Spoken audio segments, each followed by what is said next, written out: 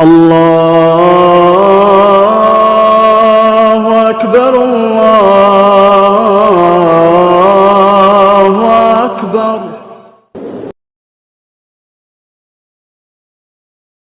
जिसको हम राजदार बनाते हैं वो वाकईतन राजदार भी है। वो माल में राजदार, वो बात में राजदार, वो मशवरे में राजदार, वो अमानत में राजदार, तमाम चीजों में राजदार। उसको कह करने की आदत ना हो। जैसे बाजों की आदत होती है कि जितनी बात सुनते हैं शाम तक में, जब तक वो कह ना कर दे वहां तक उनको अच्छा नहीं लगता। और अगर कोई सुनने वाला ना हो तो दीवार के सामने भी बोलकर सोते हैं। ये राजदार नहीं, ये अमीन नहीं। तो तजर्बा हो। नबी अकरम सल्लल्लाहु अलैहि वसल्लम का इरशाद गिरामी है, दोस्तों से इतनी दोस्ती करो कि हद से आगे न बढ़ो कि सारी राज की बातें बता दो, कल को दुश्मन बनेगा तुम्हें पछताना पड़ेगा। कितनी बेहतरीन तालीम। वबगीज वगीज काऊ नम्मा, और अपने दुश्मनों से इतनी दुश्मनी करो कि बहुत आगे न बढ़ो। उसके खिलाफ FIR दर्ज करवाया और उसके खिलाफ न मालूम क्या क्या साजिशें कर डाली और उसको कोर्ट तक पहुंचा दिया, उसको जेल खाने तक पहुंचा दिया, और उसके खिलाफ एक लंबी चौड़ी एक ताकत खड़ी कर दी। इतनी भी दुश्मनी पर न उतराओ। असा यकून हबीबक यौम, किसी दिन तेरा महबूब और दोस्त बनेगा तो तुझे पछताना पड़ेगा कि मैंने इसके साथ क्या मामला किया था और ये मेरे साथ क्या मामला करता है। इन बातों को खूब समझे। बहरहाल मैं ये कह रहा था कि ज़ात अक़दस सल्लल्लाहु तआला अलैहि वसल्लम ने उम्मत के लिए कोई फिरोगुजाश ऐसी नहीं छोड़ी कि जिसमें आपने अपनी उम्मत को तालीम न फरमाई। आप बमंजिले बाप के, और जैसे एक बाप अपनी औलाद को तालीम और तरबियत करता है, इससे कहीं ज्यादा नबी अकरम सल्लल्लाहु अलैहि वसल्लम ने अपनी उम्मत की तालीम और तरबियत फरमाई। मैंने जो हदीस शरीफ आज पढ़ी है, इसमें नबी अकरम सल्लल्लाहु तआला अलैहि वसल्लम ने अपनी उम्मत को हुसूल राहत का तरीका बताया। तुम्हें राहत कैसे हासिल होगी? आज सारी दुनिया परेशान हाल है राहत हासिल करने के लिए।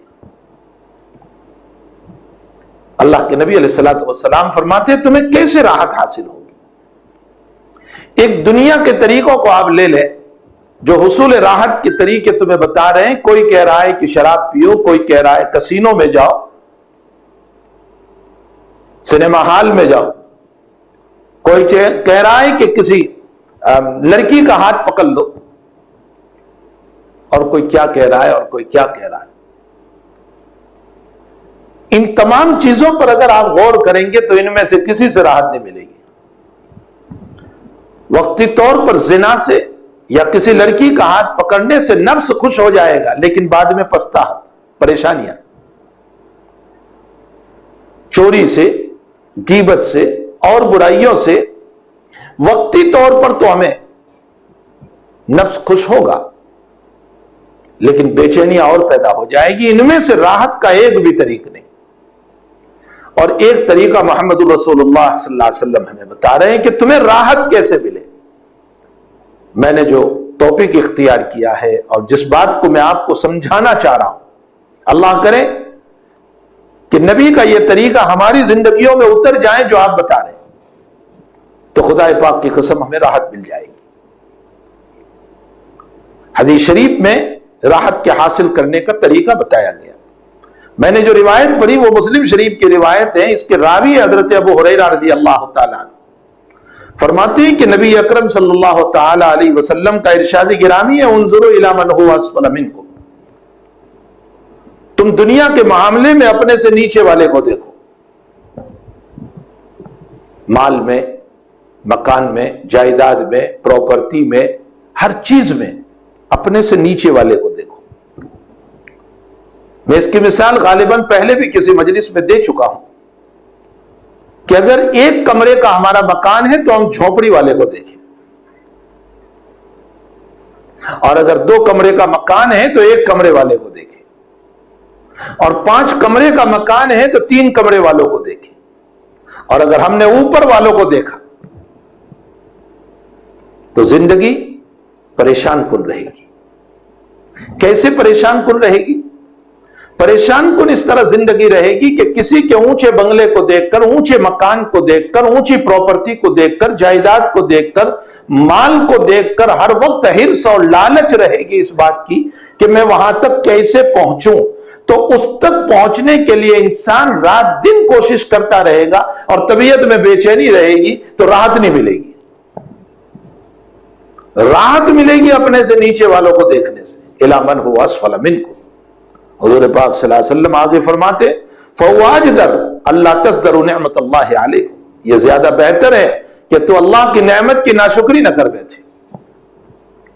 अगर मैंने ऊपर वाले को देखा तो जाहिर सी बात है कि मेरे 4 कमरों के मकान पर भी मुझे सुकून नहीं होगा, मेरे घर के बेड पर भी मुझे सुकून नहीं होगा, मेरे घर के सोफे पर भी सुकून नहीं होगा। मैं इससे आगे बढ़ने की कोशिश करूंगा और यह सोचूंगा कि उसका मकान जैसा है वैसा बन जाए।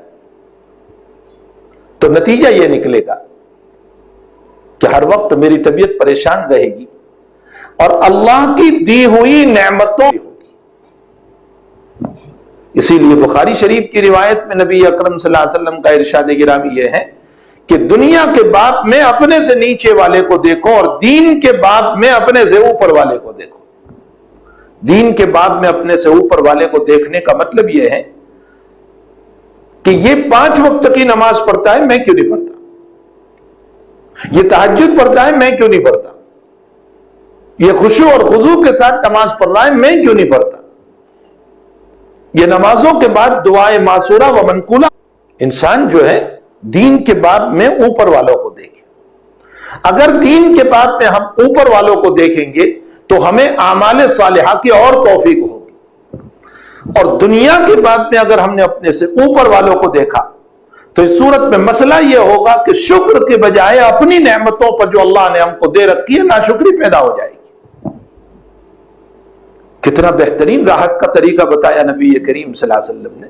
अपने से मातहतों को देखो तो राहत हो जाती। शेख सादी रहमतुल्लाह अलैह फरमाते हैं कि मैं एक मर्तबा बगदाद की जामे मस्जिद से निकला और मेरे पांव में चप्पल नहीं थी, तो मेरे दिल में ख्याल सा गुजरा कि इलाहुल आलमीन, मैं तेरे दीन की तूती फूती खिदमत कर रहा हूं और मैं नमाजों का पाबंद भी हूं, उसके बावजूद मेरे पांव में चप्पल नहीं। अल्लाह ताला को सबक देना था। उसी वक्त एक आदमी वहां से गुजरा और उसके पांव नहीं थी और वो जमीन पर अपने आप को घिसट रहा था। शेख सादी रहमतुल्लाह अलैह को तनब्बु हुआ और फौरन आप मस्जिद में तशरीफ ले गए और 2 रकात नमाज पढ़ी और अल्लाह का शुक्र अदा किया कि अल्लाह मेरे पांव में चप्पल नहीं है लेकिन पांव तो है, उसके तो पांव ही नहीं है। देखिए, अपने से नीचे वाले को देखा तो शुक्र की तौफीक हो गई। और इंसान अगर अपने से नीचे वाले को नहीं बल्कि ऊपर वाले को देखता है तो इस सूरत में शुक्र की तौफीक नहीं होती। तो हुजूर पाक सल्लल्लाहु ताला अलैहि वसल्लम ने इतना जामे अमल बताया और इसका नतीजा क्या निकलेगा? नतीजा यह निकलेगा कि जब इंसान अपने से ऊपर वाले को देखेगा तो तबीयत में हिर्स पैदा होगी, लालच पैदा होगी। इसलिए कि ऊपर वाले तक पहुंचने के लिए जिसके बैंक बैलेंस और मकान, जायदाद और प्रॉपर्टी और फर्नीचर जो है वो सब का सब उसके पास है और मेरे पास नहीं है, तो अब मेरी तबीयत में हिर्स पैदा होगी, लालच पैदा होगी और ये लालच मुझे चोरी तक पहुंचाएगी, ये लालच मुझे नाजायज माल के हुसूल तक पहुंचाएगी, ये लालच मुझे बुग़्ज़ और अदावत तक पहुंचाएगी। न मालूम कितने गुनाह इसके जरिए से वजूद में आ जाएंगे।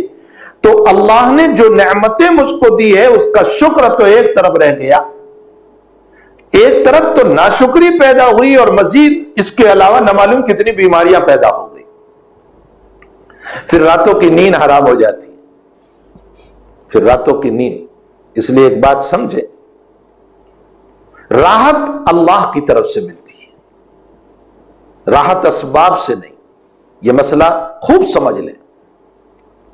सारे असबाब में इख्तियार कर लूं लेकिन अल्लाह जल्ल शानु अगर राहत देना नहीं चाहता है तो मेरे घर में एसी भी लगी हुई है, बेड भी बड़ा डबल बेड है, शानदार बेड है और मैंने उस पर बेहतरीन गद्दा भी बिछा रखा है और खूबसूरत कमरा है और चारों तरफ से बेहतरीन खुशबू भी आ रही है और लिहाज भी बेहतरीन है और मकान भी बेहतरीन है, सब कुछ है। यह असबाब राहत है, राहत नहीं है। खूब समझे मेरे भाई, यह असबाब राहत है। अल्लाह राहत न देना चाहे तो सारे असबाब राहत के होते हुए नींद नहीं आएगी, पूरी रात करवतें बदलते रहेंगे और नींद की गोलियां खाएंगे।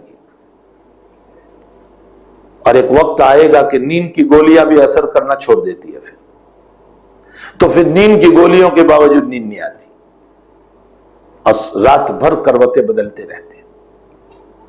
क्यों? इसलिए कि असबाब को हमने इख्तियार किया है। राहत असबाब, राहत जिन जात की तरफ से हमें मिलती है उसकी तरफ तो रुजू नहीं किया। राहत अल्लाह की तरफ से, असबाब की तरफ से नहीं। और जब अल्लाह राहत देने पर आता है तो चादर पर भी नींद आ जाती है, मामूली से तकिए पर भी नींद आ जाती है, बगैर एसी के भी नींद आ जाएगी। इसीलिए जनाब रसूलुल्लाह सल्लल्लाहु अलैहि वसल्लम ने अपने एक इरशाद गिरामी में यूं इरशाद फरमाया, ला यमलउ जौफ़ इब्न आदम, आदम की औलाद का पेट भरता ही नहीं। इसके पास एक चीज है तो वो दूसरे की तमन्ना, और दूसरा है तो तीसरे की तमन्ना, और तीन है तो चौथी की तमन्ना। ये तमन्ना करता ही चला जाता है, इसका पेट ही नहीं भरता। अगर इब्ने आदम का पेट कोई चीज भर सकती है तो वो तुराब और मिट्टी यानी कब्र, बस कब्र में जाएगा, मसला खत्म। लेकिन आगे नबी अलैहिस्सलाम ने एक जुमला और इरशाद फरमाया, इल्ला मन ताब, या तो मिट्टी भरेगी, मतलब सारी जिंदगी जो असबाब ही के पीछे दौड़ता रहा और हिर्स और लालच में कि मैं आगे बढ़ जाऊं, आगे बढ़ जाऊं, उसका पेट तो कब्र की मिट्टी से भरेगा। लेकिन हां, दुनिया में अल्लाह जिस पर तवज्जो फरमा ले और उसको राहत अता फरमा दे और कनात इख्तियार कर ले वो इंसान, और अल्लाह उसको कनात की दौलत दे दे कि जितना मेरे पास है मैं उस पर अल्लाह की तरफ से राजी हूं, यह है इल्ला मन ताब का मतलब। अल्लाह जिसको कनात दे दे। लेकिन एक मसला यहां समझे, एक है कनात का इख्तियार करना और एक है दिल में थोड़ी सी तमन्ना का पैदा होना। यह तमन्ना का पैदा होना कनात के मनाफी नहीं। खूब समझे इस बात को।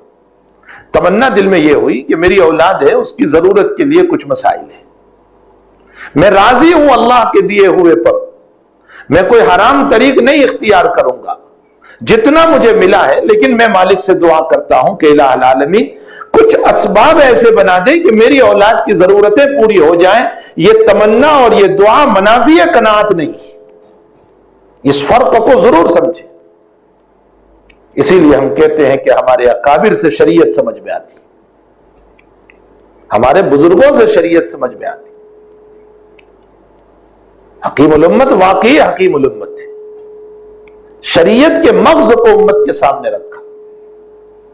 यह जुमला मैं इसलिए कह रहा हूं कि अगली बात जो मैं नकल करने जा रहा हूं वह हकीमुल उम्मत हज़रत अक़दस थानवी नव्वरल्लाहु बरकतहू हक़ तआला जल्ल शानु ने वाक़अतन आपको हकीमुल उम्मत बनाया, बड़ी फहम फिरासत आपको अता फरमाई। आपने एक रिवायत पेश की जो अबू दाऊद शरीफ में भी है कि नबी अलैहिस्सलातु वस्सलाम का गुजर हुआ और एक सहाबी जो है वो अपनी झोंपड़ी वो थोड़ी सी दुरुस्त कर रहे थे, पानी टपकने का मसला था तो वो झोंपड़ी दुरुस्त कर रहे थे।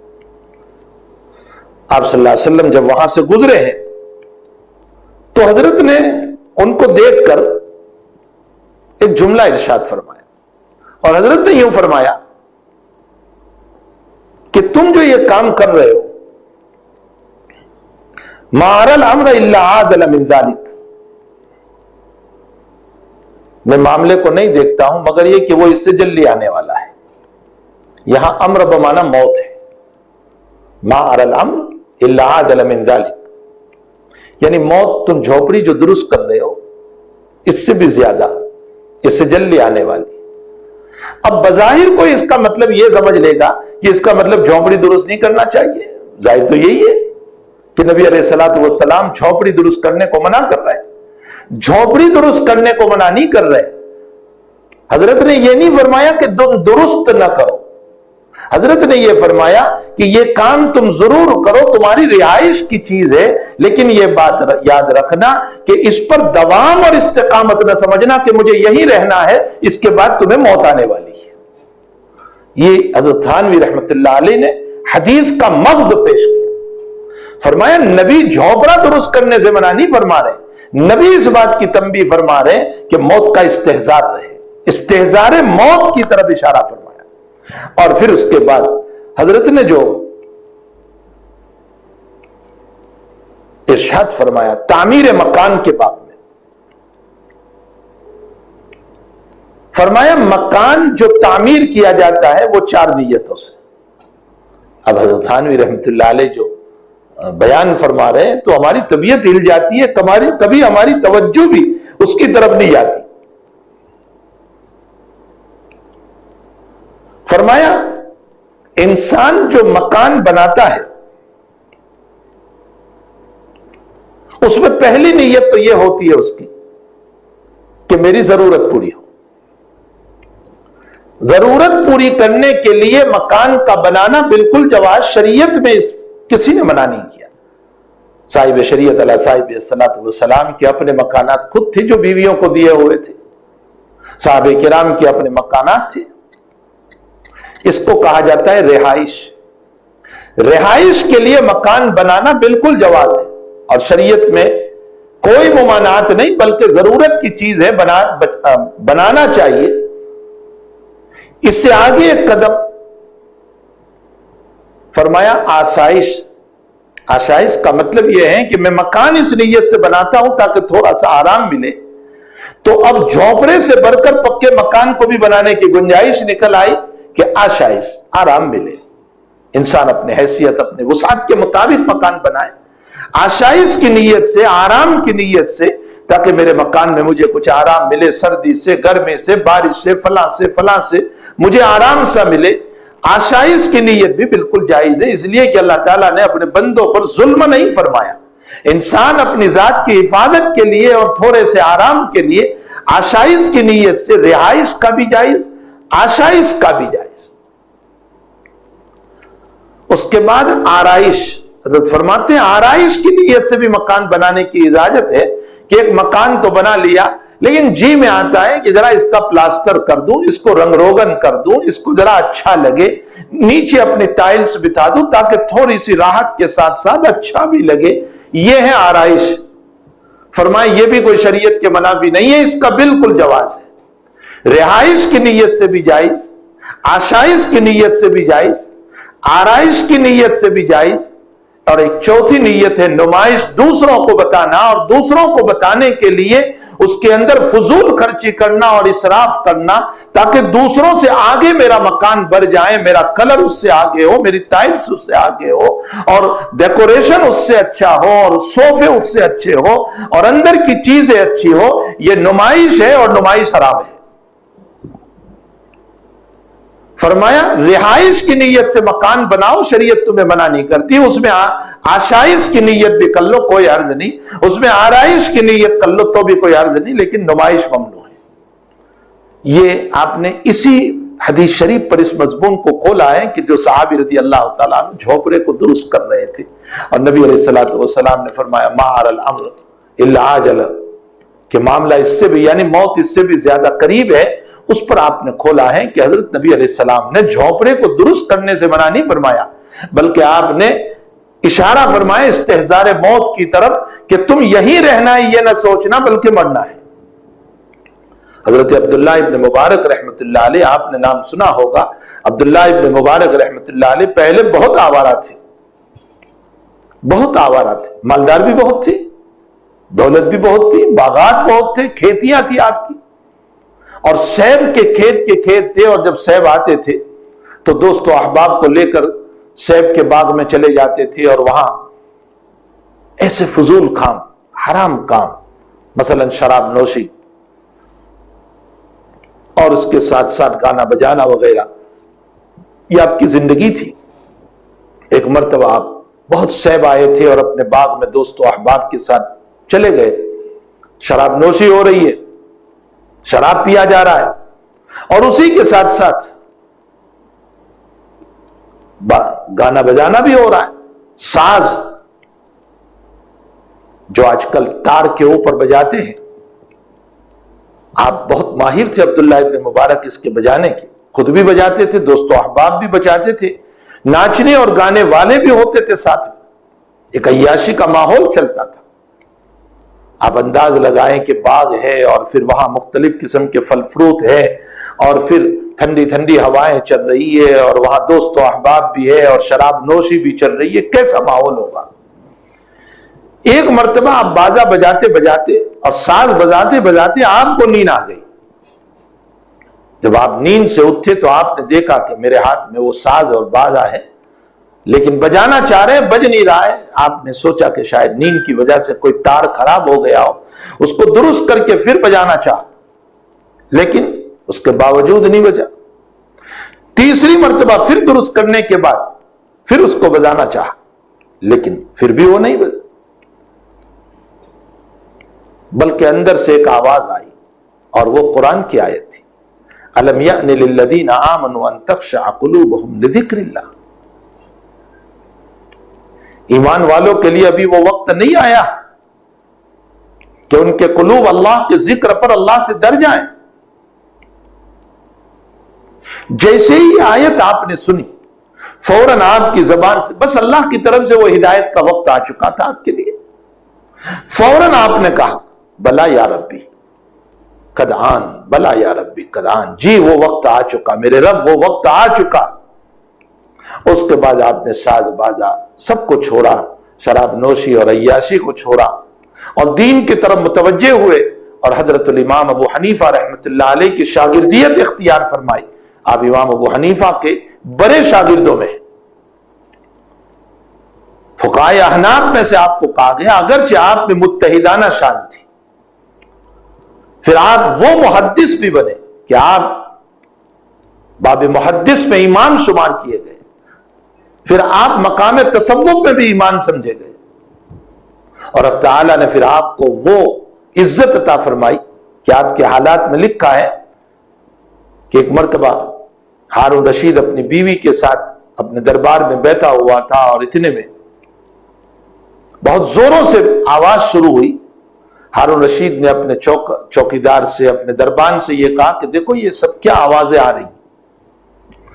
तो दरबान ने आकर बताया कि आज अब्दुल्ला इब्न मुबारक इस बस्ती में तशरीफ लाने वाले हैं, तो लोग इंतजार में खड़े हैं। अब्दुल्ला इब्न मुबारक आ गए और अचानक मुसाफा चल रहा था सारे लोगों का और इतने में अब्दुल्ला इब्न मुबारक को छींक आई और आपने अल्हम्दुलिल्लाह पढ़ा और इस पर सारे मजमे ने यरहमुकल्लाह का जवाब दिया, ये उसका शोर आया। तो बीवी ने हारून रशीद से कहा हुकूमत आपकी क्या है, हुकूमत तो इसकी है।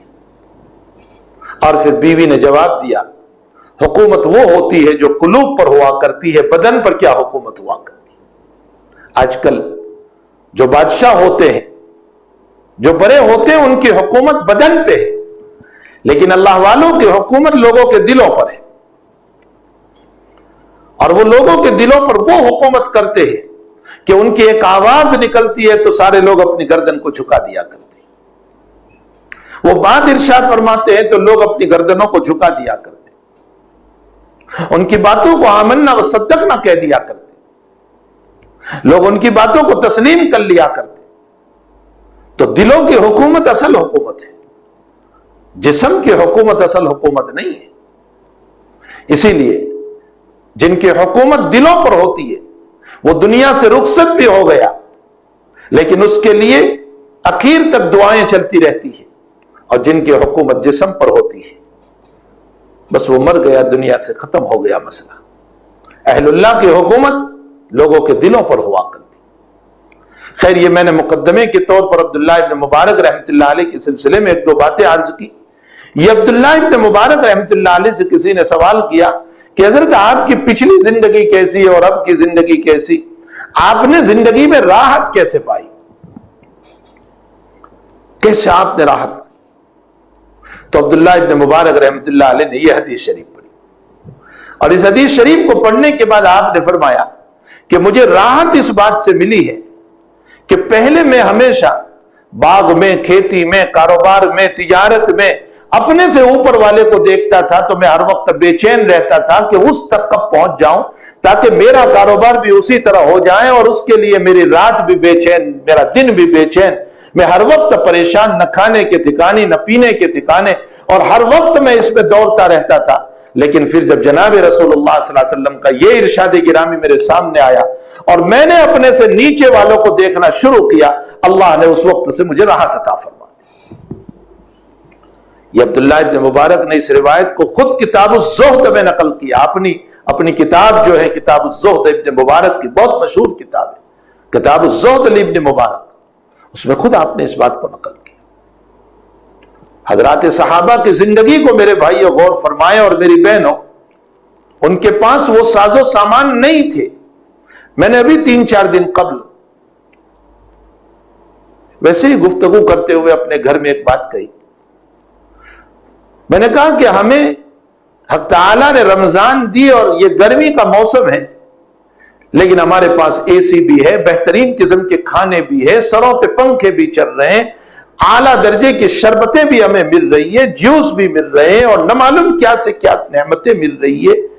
हम अंदाजा करें सहाबे किराम और रसूलुल्लाह सल्लल्लाहु अलैहि वसल्लम की रमजानों पर न उनके पास वो मकानात थे, न कमरे थे, न वो पंखे थे, न वो एसी थी, न वो शरबत थे, न वो जूस थे, न वो खाने थे, कुछ नहीं था। लेकिन उनके रोजों का हाल यह है कि उनके रोजों के ऊपर अल्लाह की तरफ से रहमतें उतरा करती थी। तो हमें अल्लाह का शुक्र अदा करना चाहिए। हमारा रोजा ही क्या है, कौन सी कुर्बानी हमने दे दी। हमारे सरों पर तो पंखे चल रहे हैं, एसी चल रहे हैं, ठंडा ठंडा पानी मिल रहा है, शरबत और जूस मिल रहे, बेहतरीन किस्म के खाने मिल रहे, सहरी और इफ्तारी भरपूर है हमारी। हमने क्या कुर्बानी दी? कुर्बानी तो उन सहाबे किराम की। अबू हुरैरा रज़ी अल्लाह तआला अन्हु फरमाते, रायतु 70 असहाब मिन असहाब सुफ़्फ़ा, मैंने असहाब सुफ़्फ़ा में से 70 सहाबे किराम को देखा। असहाब सुफ़्फ़ा कौन है? नबी अलैहिस्सलातु वस्सलाम के मदरसे के तलबा। हजरत का मदीनतुल मुनव्वरा में मस्जिद नबवी में जो कयाम था, तो वहां तलबा आते थे सहाबे किराम। वो तलबा छोटे भी होते थे, बड़े भी होते थे, ज्यादातर बड़े होते थे, बड़ी उम्र के, ईमान लाए और नबी अलैहिस्सलातु वस्सलाम की सोबत में रहे। उस वक्त का निजाम यह हमारे मदरसों की तरह नहीं था कि दारुल इकामा में शानदार खाना बन रहा हो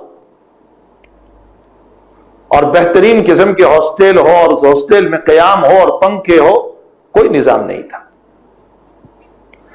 फिर यह निजाम भी नहीं था कि यह किताब इस वक्त होगी और यह किताब इस वक्त होगी और निसाब तालीम का यह मसला होगा। बस हजरत जब तशरीफ लाए, सहाबा बैठ गए, हजरत ने कोई बात इरशाद फरमाई, उसको महफूज कर लिया सहाबा ने और अगलों तक मुंतकिल कर दिया। यह है हदीस रसूल सल्लल्लाहु अलैहि वसल्लम।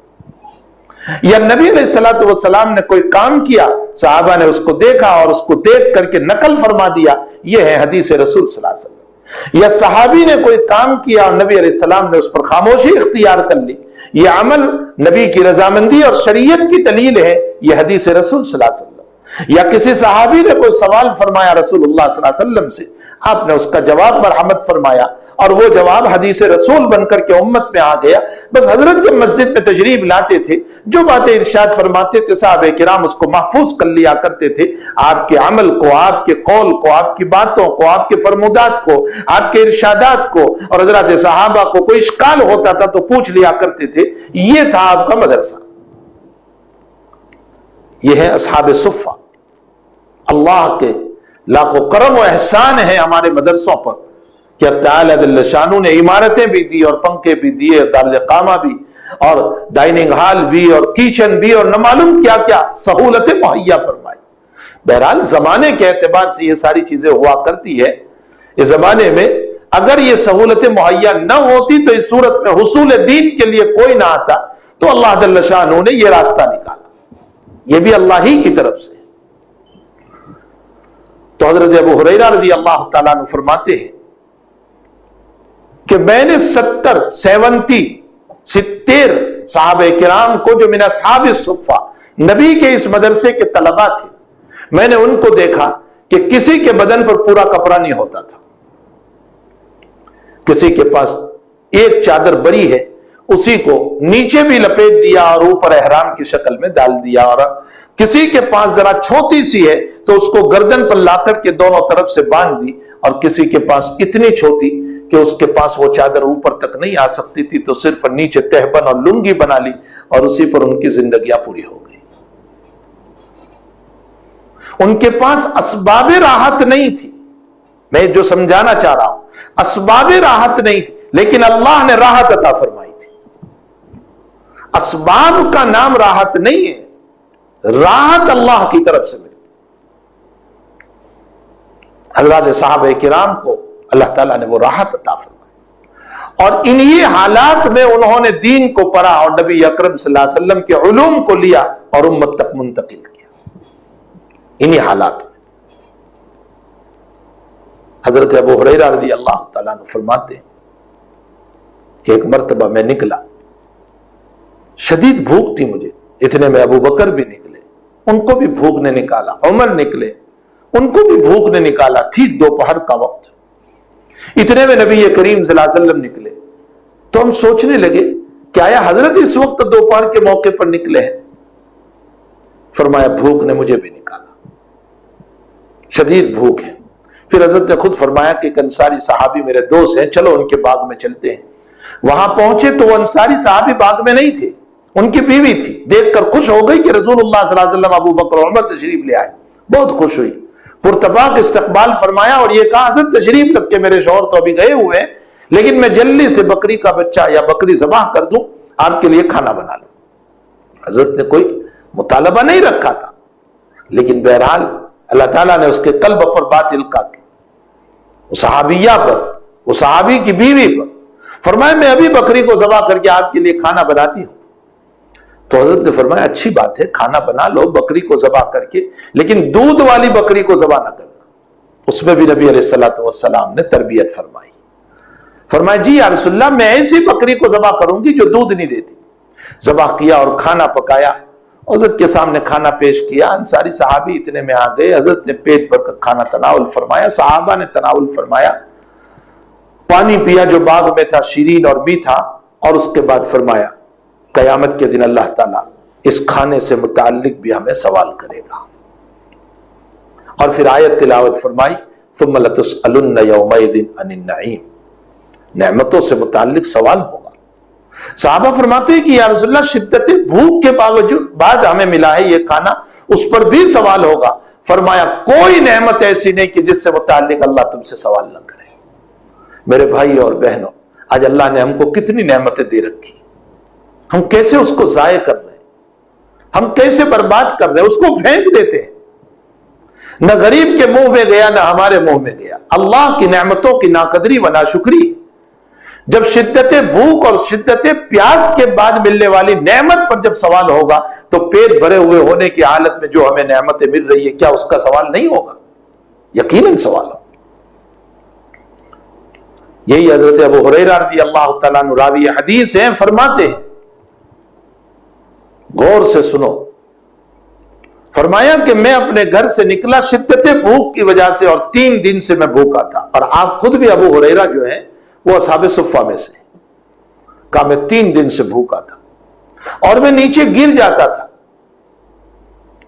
तो लोग ये समझते थे कि मुझे मिर्गी की बीमारी हो गई जिस पर बेहोशी आ जाती है।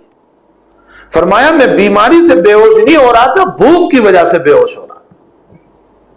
जनाब रसूलुल्लाह सल्लल्लाहु अलैहि वसल्लम तशरीफ लाए और मेरी हकीकत को समझ गए, और हजरत ने मुझे दूध दिया, तब जाकर के मेरा पेट भरा। लेकिन इन तमाम फक्र फाका के बावजूद मैं आपको जो बात समझाना चाहता हूं, असबाब राहत उनके पास नहीं थी, लेकिन राहत भरी हुई थी इनके पास। क्या दलील के इनके पास राहत भरी हुई थी? यही अबू हुरैरा रज़ी अल्लाह तआला अन्हु 5374 रिवायतें नबी से महफूज करके उम्मत को दे रहे हैं। अगर बेचैन और परेशान होता तो इतनी सारी हदीसें महफूज करके उम्मत को कैसे देता?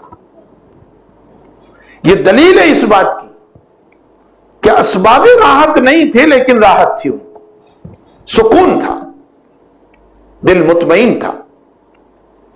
इसलिए आजकल बहुत सारे लोग ये तमन्ना करते हैं कि काश हम भी नबी के जमाने में होते, हम भी सहाबी होते। लेकिन भाई ये तमन्ना न करो।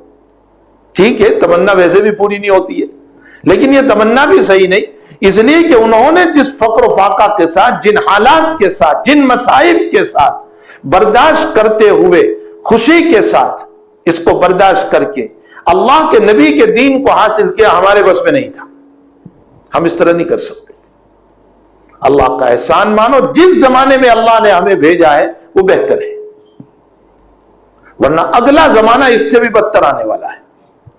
रिवायत में है कि हर आने वाला जमाना गुजरे हुए जमाने से बदतर है।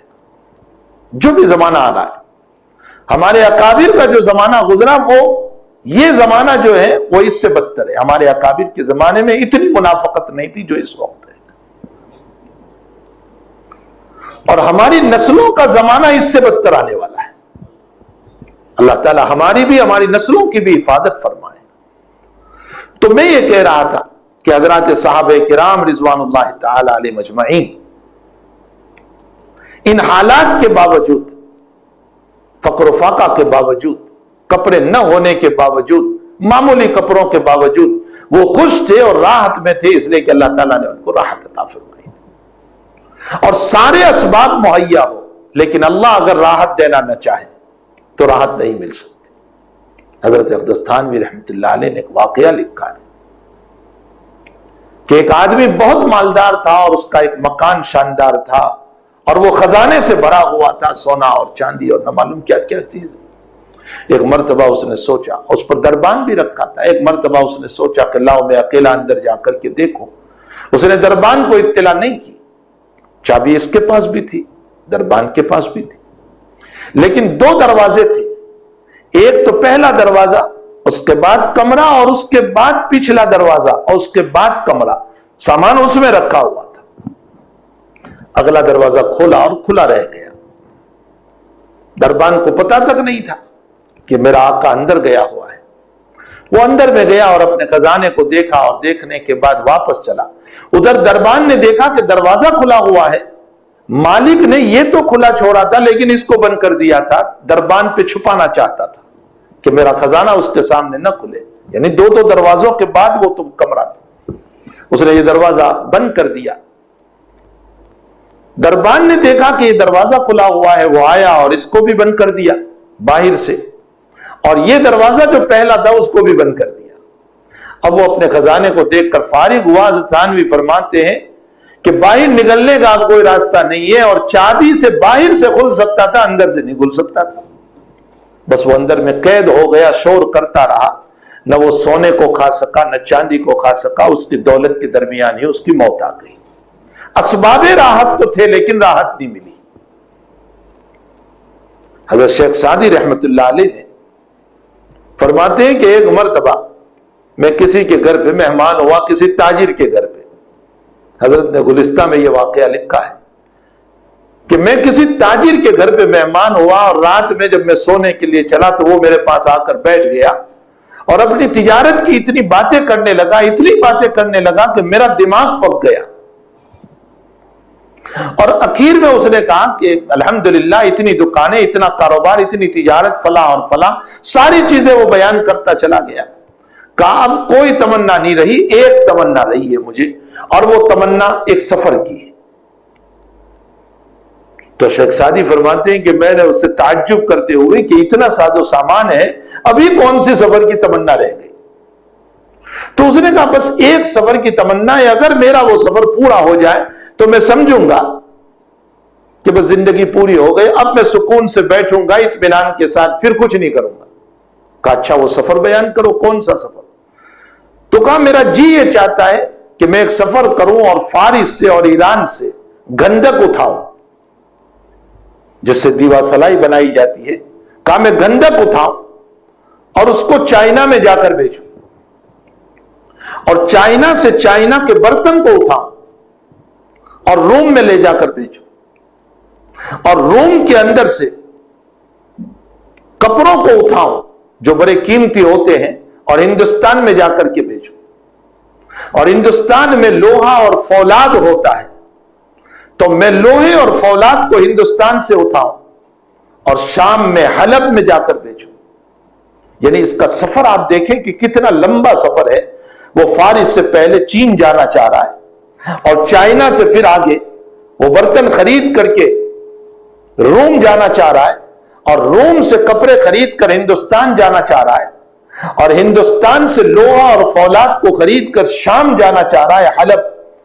और फिर आगे कह रहा है कि शाम और हलब की चादरें बहुत अच्छी है, मैं वहां से, और शीशा बहुत अच्छा है, कांच बहुत अच्छा है, मैं वहां से शाम से उसको उठाऊं और ले जा करके मैं उसको यमन में बेचूं, और यमन में चादरें बहुत अच्छी होती है तो मैं उन चादरों को यमन से खरीद कर दोबारा फारिस आ जाऊं और फारिस में उन चादरों को ला करके बेचूं और फिर उसके बाद मैं सुकून से बैठ जाऊंगा।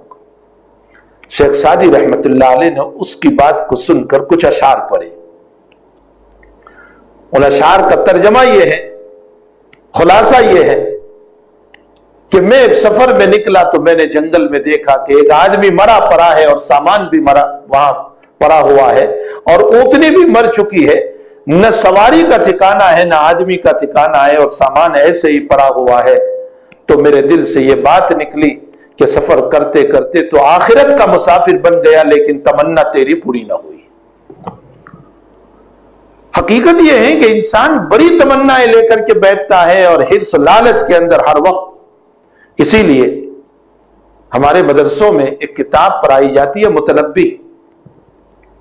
साहिब मुतनब्बी ने एक शेर कहा है, बहुत अच्छा शेर कहा है, कहा वमा कज़ा अहद मिनहा लबानतहु वमन तहा अरबुन इला अरबिन। कोई आदमी जो हरीस और लालची हो और बेकनात हो, वो ये सोचे कि मेरी सारी जरूरतें पूरी हो गई, ये कभी नहीं हो सकता है, उसकी जरूरतें बढ़ती ही चली जाती है। लेकिन हां, अगर कनात की जिंदगी अपना ले तो इस सूरत में बहुत सारे मसले हल हो जाते हैं। तो मेरे भाई और बहनों, नबी अकरम सल्लल्लाहु ताला अलैहि वसल्लम ने हमें इस रिवायत के अंदर राहत हासिल करने का तरीका बताया।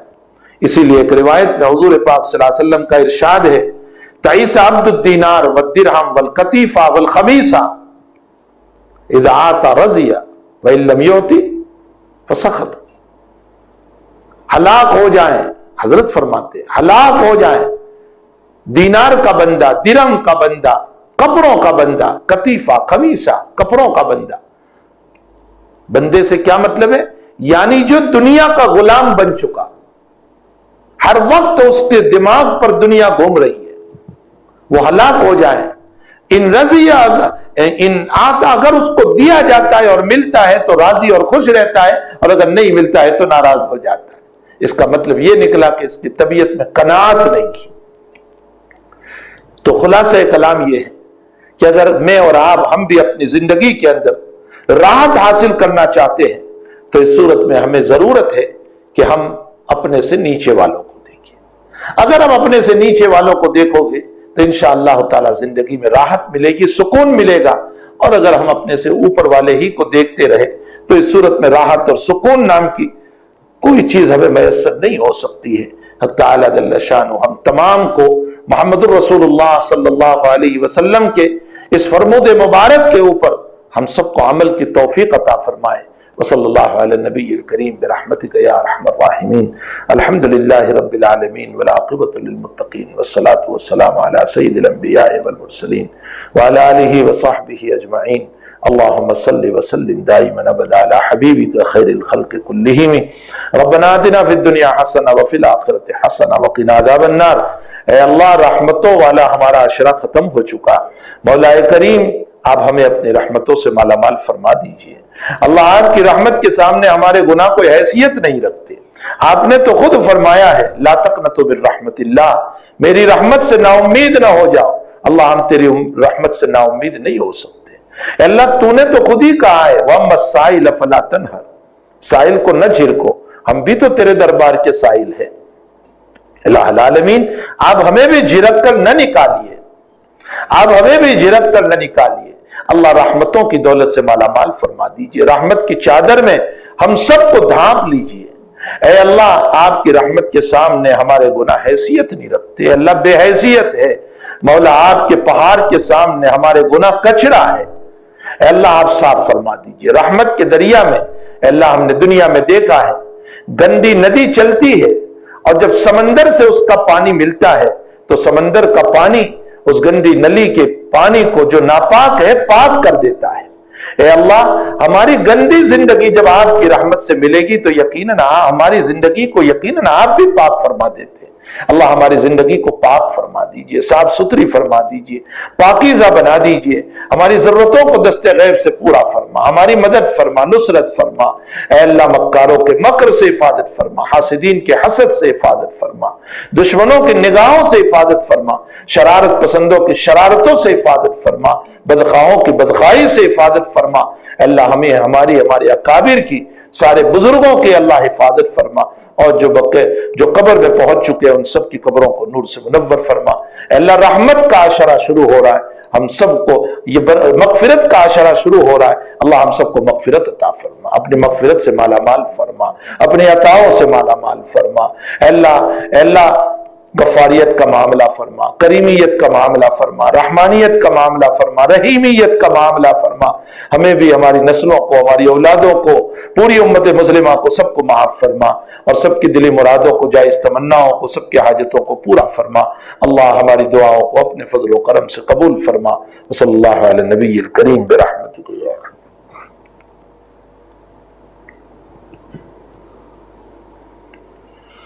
अल्लाह अकबर।